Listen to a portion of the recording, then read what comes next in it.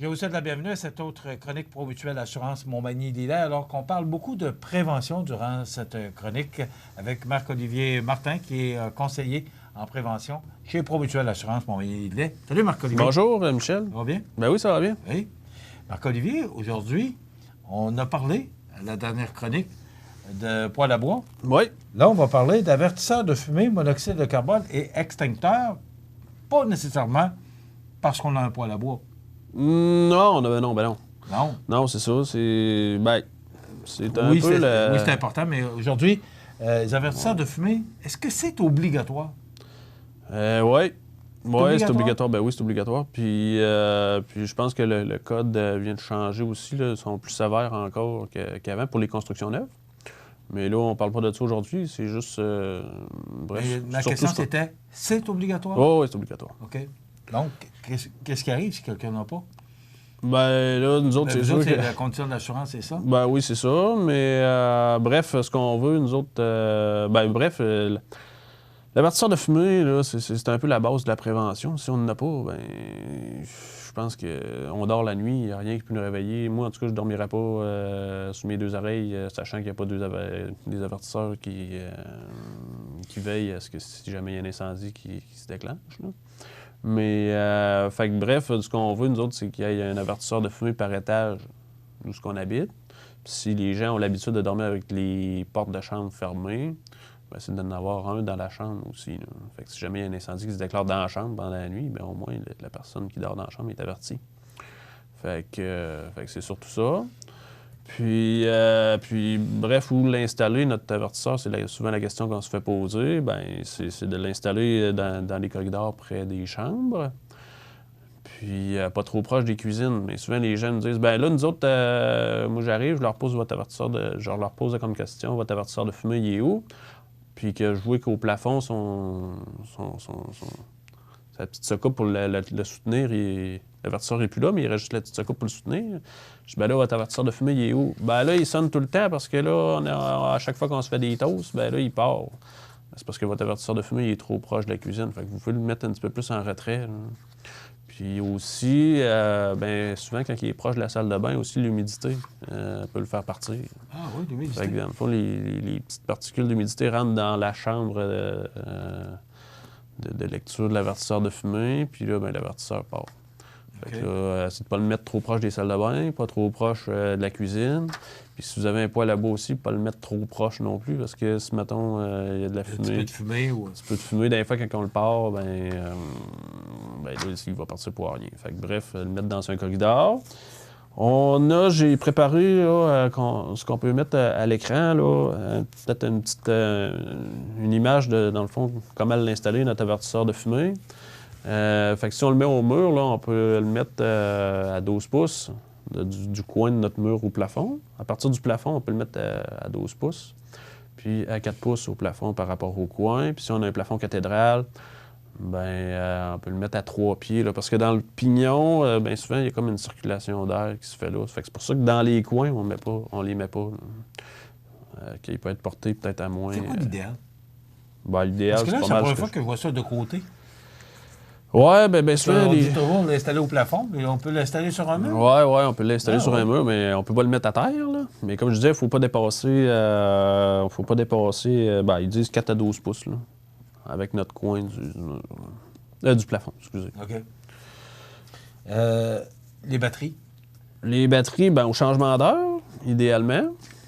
Bref, 2 fois par année. 2 fois par année? Ouais, l'avertisseur de fumée, lui, il est bon 10 ans. C'est de vérifier avec notre... quand on l'achète, là, tout est écrit dessus, mais bien sûr, les gens ne pensent pas regarder. Là.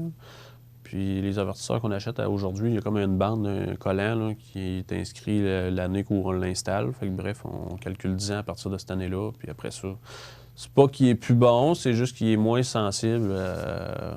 Il est moins sensible à faire ses lectures. 10 ans, c'est quand même...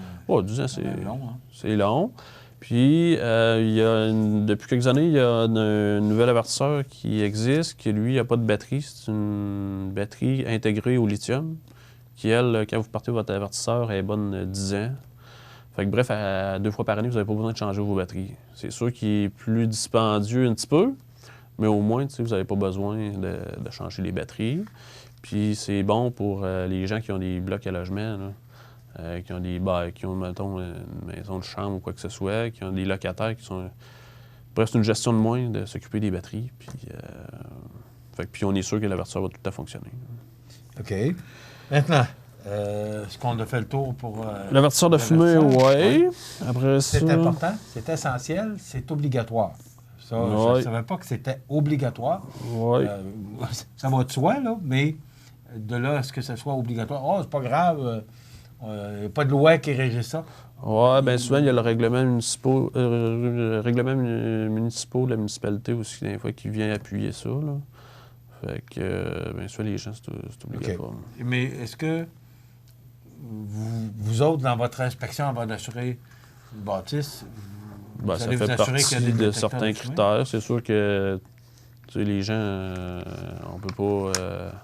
s'ils décident de l'enlever après qu'on soit passé, ben c'est leur problème, là. Mais je pense que... problème. Est-ce que ça peut devenir un problème?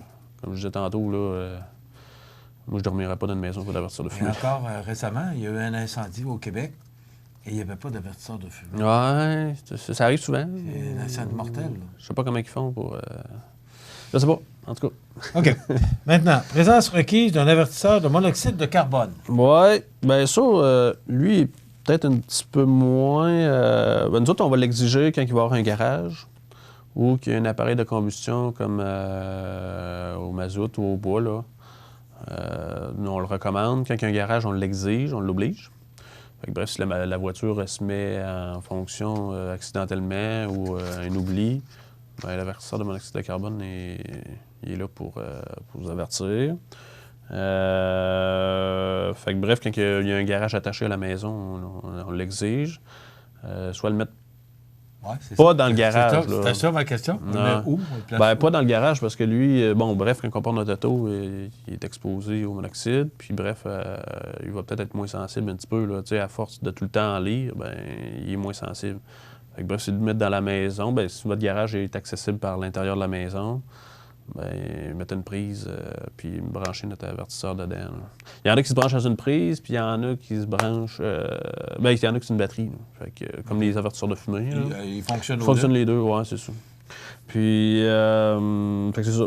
Puis peut-être aussi, là, c'est plus pour une question d'appareil de chauffage, ben, peut-être le mettre avec l'avertisseur de fumée là, dans un corridor proche des gens. Comme on disait tantôt pour l'avertisseur de fumée. Quand tu parles d'appareil de chauffage, c'est qui chauffe à l'huile ou l'huile, propane, bois.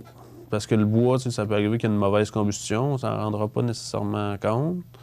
Mais le monoxyde de carbone, il va y avoir du monoxyde de carbone, puis ça peut être dangereux. Il est obligatoire dans ce cas-là? Nous autres, on ne l'exige pas, on ne l'oblige pas, mais on le recommande fortement. OK. Et maintenant, une pièce bien importante, les extincteurs. Oui, les extincteurs, Ça, c'est pas tout le monde qui a un extincteur dans sa maison. Non. Nous autres, je dirais que la majorité ne l'ont pas. C'est encore drôle. Oui. Il y a beaucoup de monde qui en ont. Toutefois, ce qu'on remarque, c'est que les extincteurs ne sont pas à jour. Fait qu'un extincteur... bref, on va parler du type d'extincteur, là. Je ne sais pas si on peut montrer l'image là, des différents types d'extincteurs. Bref, ce qu'on va vous recommander d'acheter, c'est un extincteur de type ABC. Le A représente les combustibles comme du bois ou, un combustible du bois.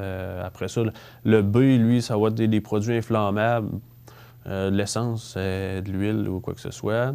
Puis le C, ça va être les feux électriques. Le D puis le K, on n'en parle pas aujourd'hui parce que c'est les feux de métaux. Puis bref, à la maison, c'est plutôt rare qu'on se ramasse avec un feu de métaux. Puis le K, lui, c'est pour les feux de friteuse commerciale. Fait qu'à la maison non plus, ça s'applique pas aujourd'hui. Non, c'est ça. Fait que bref, le A, B, C convient vraiment au type de risque à la maison peut être exposé. Fait que c'est un extincteur qui fait quand même bien. Fait que le ABC, c'est ça que ça veut dire. Et puis, fait que c'est ça. Bref, l'extincteur, lui, c'est aux 6 ans qu'il faut le faire vérifier. Fait qu'aux 6 ans, ils vont faire une vérification au niveau de la poudre, un test poudre, voir si tout est correct. Puis aux 6 ans plus tard, ils vont refaire un autre test, mais sur la bouteille aussi là, de l'extincteur. On a un exemple? Oui, ben on en a kidnappé un ici dans l'édifice aujourd'hui. On a un gros? Pour les biens, ouais, il est gros, il me cache quasiment, Ouais. mais bref, l'extincteur, c'est aux 6 ans qu'il faut faire vérifier, puis aux 12 ans, ils font un test sur la bouteille. Puis, Aux 12 ans, quoi? un test, ils appellent ça un test hydrostatique, OK. là, c'est un test de pression sur la bouteille. OK.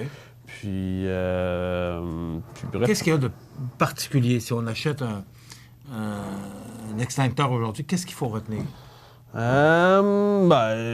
d'avoir le bon type d'extincteur, la grosseur Là, ce qu'on convenue. voit, lui, Là, il est ABC. Lui est ABC, on le voit bien. Après ça, c'est d'avoir. Il y en a qui vont acheter des petits extincteurs, mais bref, ça marche pas assez. Tu sais, mettons qu'on a un feu de cuisinière, mais il n'y a pas une grosse autonomie là, si on l'achète trop petit. Fait que, bref, ce qu'on recommande, c'est un 5 livres. Là. Hein? Un 5 livres. Bref, c'est la Ça, grosseur. quoi, ça? Ça doit être un 10, je crois. Là, je ne veux pas trop m'embarquer. 10, ouais, c'est peut-être bien 10, un 10 livres, ça, là. OK. Puis, fait que c'est ça. Fait que bref, vous l'achetez en magasin, là. Ça se vend partout, là, quincaillerie. Puis, c'est le bien localisé aussi dans la maison, c'est de savoir que tout le monde sache où ce qu'il est. Mais souvent, on va voir elle jouer l'extincteur dans la cave à côté du poêle à bois. On est peut-être mieux de le mettre au rez-de-chaussée, puis qu'on a une porte de sortie proche. Fait que, bref, si le feu prend de l'ampleur, puis qu'on ne se ramasse pas coincé dans un endroit restreint. OK. Cet appareil-là, est-ce que vous l'obligez? On l'oblige quand il y a un chauffage au bois, pour le moment. On parle toujours de nos risques résidentiels. Là. On l'exige quand il y a un poêle à bois, puis on le recommande fortement pour les autres risques. Là. Mais la plupart du temps, comme je disais tantôt, là, les gens sont équipés, mais c'est leur entretien qu'ils négligent. Là. Fait que, Bon, puis pour la goupille, là, si on s'en sert, je m'en sers aujourd'hui, j'ai eu un petit dégât, là, puis je m'en sers. Oui. Après ça, il faut, parce que là, on va tirer la C'est ça, vous avez une petite là. goupille en haut, vous tirez dessus, il y a comme Ouais. un petit scellé pour empêcher qu'elle sorte, elle-là. Là. Puis vous tirez là-dessus, puis c'est la poignée du haut qui va déclencher votre poudre. Là. Fait que la poignée du bas, elle est juste pour soutenir votre extincteur, le prendre à votre main. Puis la poignée du haut, c'est pour déclencher. À partir du moment où on s'en est servi, Faut le faire vérifier. Faut le faire vérifier parce que là, ça veut pas dire... Là, votre aiguille, elle sera plus dans le verre. Puis elle va être à recharge. Puis bref, il y a encore de la pression dedans, mais ça veut pas dire qu'il va être efficace pour la prochaine intervention. OK, donc on Fait que met le pas faire la vérifier. goupille, puis on laisse ça, faut le faire vérifier. Non, si on non, a non, eu à c'est s'en ça. servir. Puis c'est sûr de le faire vérifier par une firme spécialisée. Là, il y en a beaucoup dans la région. Fait que c'est ça. Ça sent quoi? Est-ce que tu as une idée des coûts? Les prix, c'est pas très dispendieux. Là. Pour une bonne grosseur, je me trompe pas, je me semble que c'est une soixantaine de dollars. Là. Une trentaine pour Cette grosseur-là, c'est plus cher, par exemple. Là. Ouais. Mais là, lui, on parle Ça, quand c'est même vraiment d'un bon commercial? volume. C'est celui Ouais, commercial. Là. C'est celui du bloc ici? Ouais, là? ouais. Mais ouais, lui, il est plus gros un petit peu, là. ouais, c'est normal parce que c'est pour le bloc au complet. Là. Ouais, il y en a 2 par étage, de ce que j'ai vu dans le bloc ici. Là. Mais, ouais, c'est ça, pour la maison, là, un 5 livres, ça suffit. Puis c'est à peu près ça, 60 piastres. Vous l'entretenez aux 6 ans. Puis il est bon. Par année, là. On parlait d'avertisseur de fumée qui est bon 10 ans, mais lui, l'extincteur, si vous l'entretenez, normalement, il est bon. Il est tout le temps bon. Bon à vie. Ouais. OK. Mais on le fait vérifier aux 6 ans. C'est ça. OK. Et il y a des firmes spécialisées là, qui font ça. Ouais. On en a à Montmagny aussi. Oui, il y en a à Montmagny. Puis aussi, il existe, là, comme les canettes, c'est nouveau, ça, des espèces de canettes d'arrêt au sol. Là. Comme je disais tantôt, c'est plus petit, ça a moins d'autonomie, mais c'est efficace aussi. Là. Ça complète sur les extincteurs. On a parlé également d'avertisseurs de fumée. C'est obligatoire, c'est pas compliqué, c'est obligatoire. Donc, l'avertisseur de monoxyde de carbone, si vous avez un garage collé à la maison, c'est obligatoire aussi. Donc, voilà, ça résume. Et c'est le temps de voir ou de revoir vos appareils.